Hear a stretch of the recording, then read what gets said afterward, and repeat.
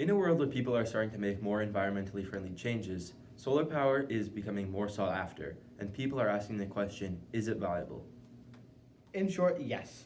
Depending on various parameters which we will discuss in this video, solar energy is definitely a viable option to provide power to your home.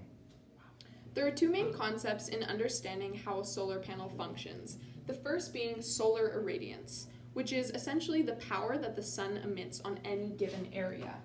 It can also be described as power density, or how much power is hitting a certain amount of area. It is measured in watts per meter squared, or in other words, power per area.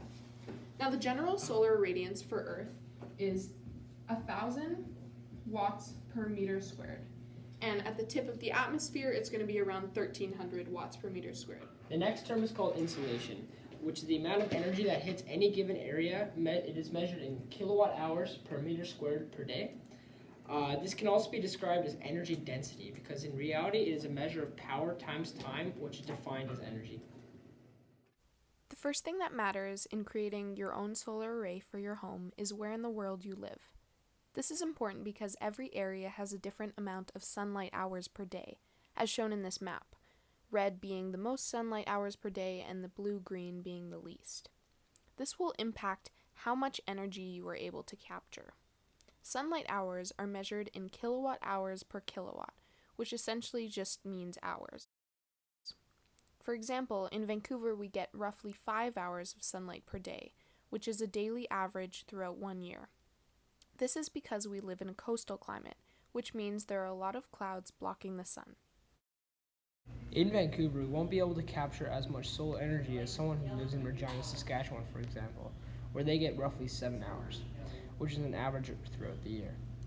Another thing to mention is that our latitude relative to the equator also affects how much solar energy we will get. This can be made more efficient by changing the angle of our solar panels, as seen in our other video. Let's take the example of Regina. Although they're the same latitude and irradiance as Vancouver, they have less clouds blocking the sunlight, so they have more sunlight hours per day, meaning more insolation. This means an equal-sized solar array in Regina would produce more power per day than an array in Vancouver. Now that we've covered some of the main concepts, let's go talk about a more practical situation. Let's say you and your family are living in Vancouver, BC, and want to start powering your house with solar panels. This might seem really easy at first, as there's 1,000 watts per square meter of power output coming from the sun. However, because solar panels are rated only 15% efficient, a 1 by 1 meter solar panel would only be rated at 150 watts instead of that 1,000. A common solar panel used on many houses across Canada is a 7 by 7 meter array.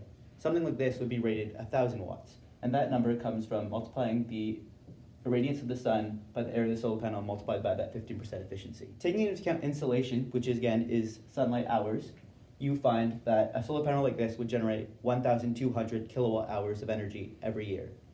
As you can see, an average household in BC requires around 11,000 kilowatt hours every year, so that 1,200 is only going to be around 10% of that. Solar panels are viable in Vancouver, but it isn't the most efficient way to generate electricity. With energy losses and a lack of sunlight hours in Vancouver, solar energy is only possible to power a portion of your house in Vancouver.